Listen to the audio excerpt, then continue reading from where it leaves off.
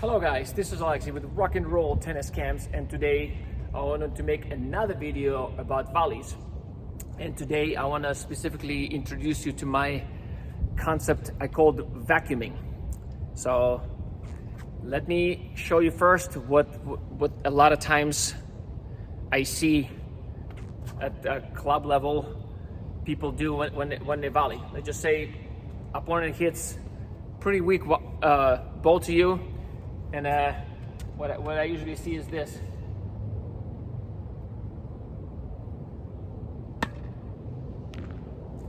So in essence, that is a wasted opportunity.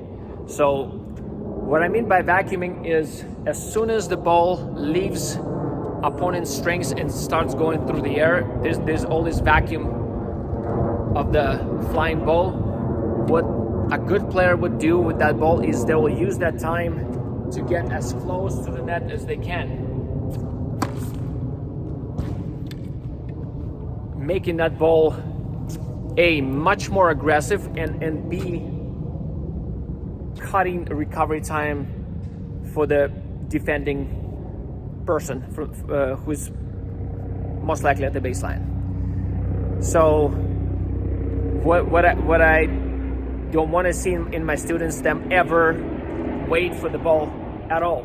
So I call it, if you can vacuum it 100%, it means you take as many steps as that time, ball flying time allows you to. So if it comes fast, you only will have a time to take maybe like one step.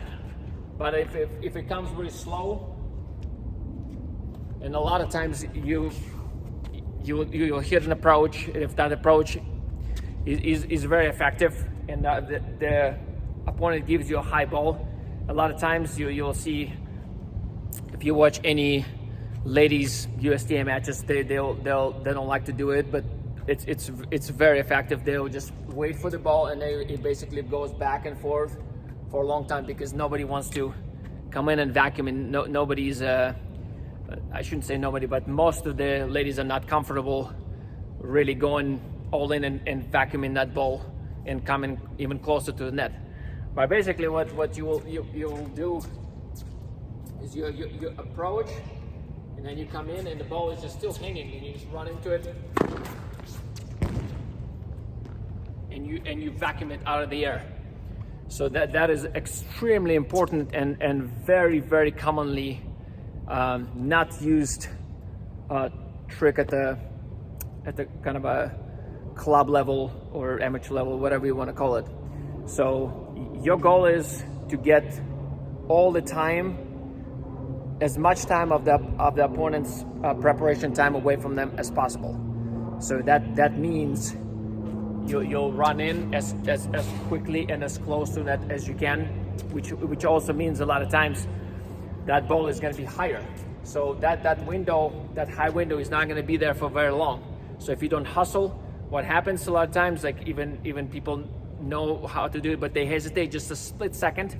That ball now, it was high by the time they decided to do it. Now it's right here. Now you just lost your, what I call like aggressive window. So you want to hustle and get that ball above the net and as close to it as possible, so you open up those wide ones, wide angles where it's just a dead ball. Like you get this close, now you have a killer sharp angle that goes straight in the side wall, but you won't be able to do it unless you get close to the net, and you're not going to get close to the net unless you recognize that that ball is going slow enough and you should be moving against it. So you close that vacuum. So I just usually yell at the my ladies, vacuum the ball. Who's gonna vacuum that? But that's just a simple concept of, different coaches have different names for it. But like, you close the net. That's a common one.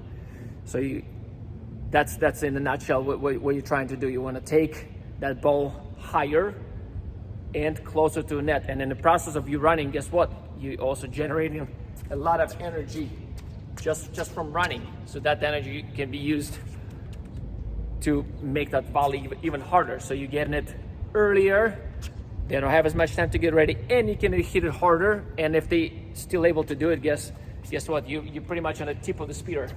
You're right at the net. So anything you can touch, it becomes a checkmate. You just go wide, and that rally is over. So hope this makes sense, guys. Please let me know if you have any questions for me about anything tennis related. With that being said, go rock the courts.